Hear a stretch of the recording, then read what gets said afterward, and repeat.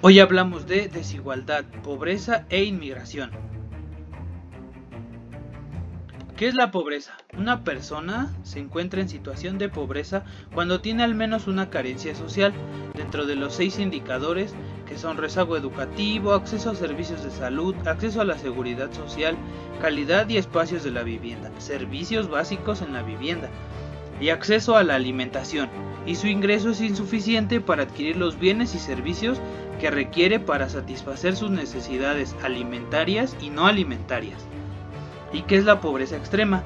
Una persona se encuentra en situación de pobreza extrema cuando tiene 3 o más carencias de 6 posibles.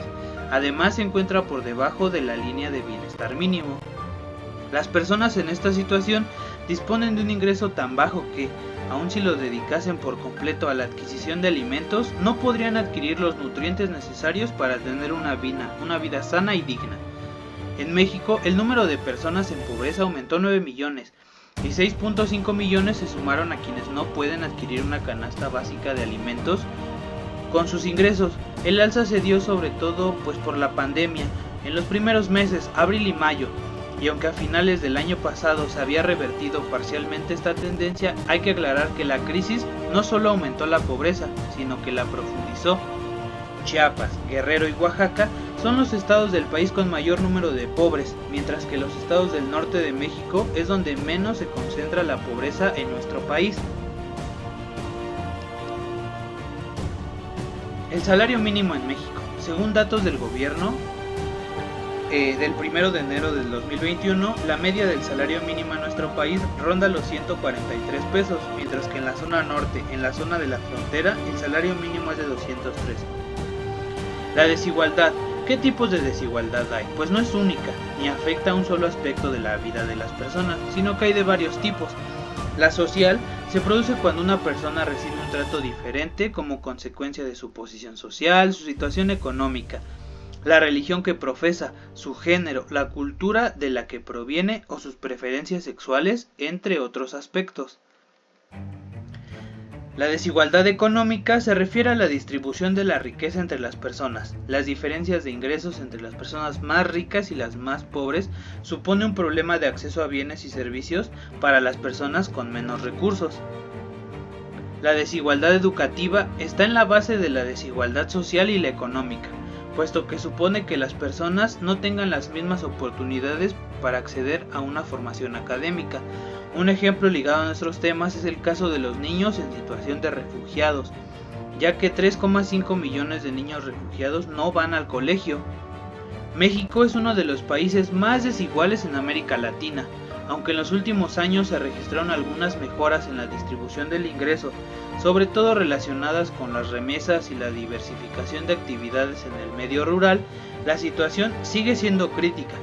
La desigualdad en México es un fenómeno complejo y multifuncional que se relaciona y se retroalimenta con la discriminación ética, de género y del lugar de residencia.